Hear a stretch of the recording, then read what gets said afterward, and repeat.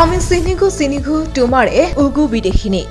আমি চিনি তোমারে ওগো বিদেশিনী। এবাৰ গায়কৰ ৰূপত বিটিআৰৰ জনপ্ৰিয় EM অৰূপ কুমাৰ দে।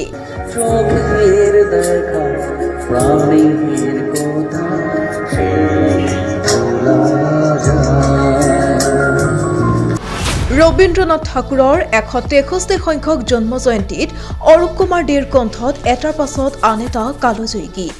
শুনেছি তোমারি নাম, আমি তোমার সবেছি প্রাণ বিদেশিনী।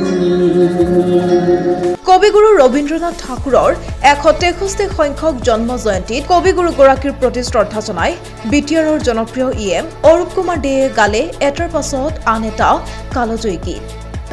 আমি চিনি তোমারে ওগো বিদেশিনী।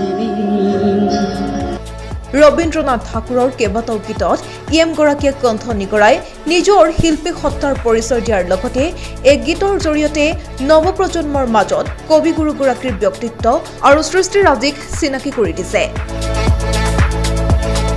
ৰবীন্দ্ৰনাথ ঠাকুৰৰ যি সংগীত, সুৰ, সাধনা আৰু সৃষ্টি, সেই সৃষ্টিক জনসাধাৰণৰ মাজত প্ৰচাৰ আৰু প্ৰসাৰ কৰাৰ ক্ষেত্ৰত বিশেষ ভূমিকা পালন কৰিছে EM অৰূপ কুমাৰ দেয়ে।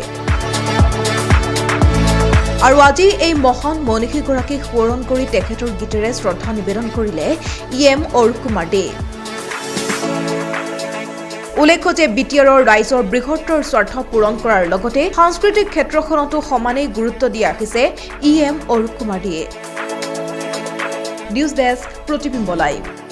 তুমি থাকো সিন্ধু মারে ওগো